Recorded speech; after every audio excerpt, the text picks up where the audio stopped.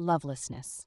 When my ex stopped giving me hugs and kisses, I had to ask for them. This was his way of punishing me for something that I did or did not do. There were so many signs that this man no longer wanted me, and I should have known it. But I didn't realize it. So, I tried and tried to make our relationship work. When two people pull in different directions, there is absolutely no common ground. As I look back on the relationship I thought I was in, our actions seem so silly. I definitely had tunnel vision. Yes, I was in the middle of a dysfunctional relationship, and there was a giant wall that was blocking the view of the big picture. It blocked what I should have been observing. On one Sunday before he went to church, I asked him if he wanted me to cook. He said that you can cook if you want to. So, while he was away, I got up to cook. I opened the blinds to let the sun in. And I turned on music to change the atmosphere. Well, I stood on my feet for hours picking, cleaning and cooking a mixture of greens with spinach. I was so tired from all the cooking and cleaning the kitchen and washing all the pots and pans. I even bought this man some Kool-Aid because he loved the stuff. I was a Coca-Cola lady, so buying Kool-Aid was bought just for him. Well, my feet throbbed from standing on them for hours, cooking a Sunday dinner, especially for him. If I must say so, I did a wonderful job on that meal on that particular Sunday. My kitchen smelled so good that anyone would have thought that I was a real chef. The table looked so beautiful, as it was decorated with various colors of fresh vegetables. I cooked corn on the cob, sweet potatoes, fresh sliced tomatoes, onions, beets, buttermilk cornbread, butterfly pork chops, and greens. I worked in management during third shift at that time, and I didn't really feel like cooking a big meal. But I was truly proud of myself because I didn't normally cook so much food and so well. When I tell you that I worked so hard on that meal, believe me, I had sweat beads rolling down my forehead as if I was working out.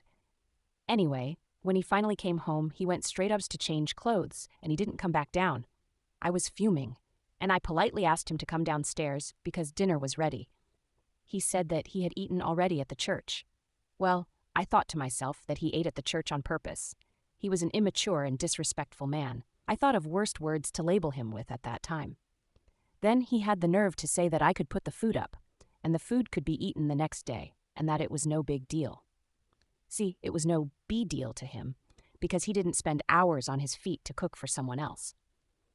To my surprise, a few of my friends came by to see me. I was so happy to see friendly faces who had friendly hearts. Well, I shared the food with them, and they loved everything. We ate all the food, so the food didn't go to the refrigerator for the next day. There was nothing left for the next day. Oh well, my boyfriend didn't even care enough to taste the food anyway. A week later, he went out of town without telling me, and when he came back, he was more cold and distant than ever. I had to find out through the grapevine that he had asked another woman to move in with him. Being a bit naive, I finally realized that he had kept in contact with the other woman while he was still with me. He was so aloof because he no longer wanted to be with me. He was waiting out his time until the other woman could move in with him. I honestly didn't think he was the type to keep one relationship hanging while he was building up another one with the other woman. He wanted to see if things would work out for them before he let me go. This explains why he never gave himself to me totally or asked me to marry him. We talked about marriage, but nothing concrete. He did not intend on being connected with me forever. Although our relationship is over, my mind continues to think about him. I think about some of the good times because there were a few. But nonetheless, I owe him a big thanks, for I am more alert. I no longer take people at face value. I look to see if their actions match their words, because words can often be filled with emptiness and hold no truth.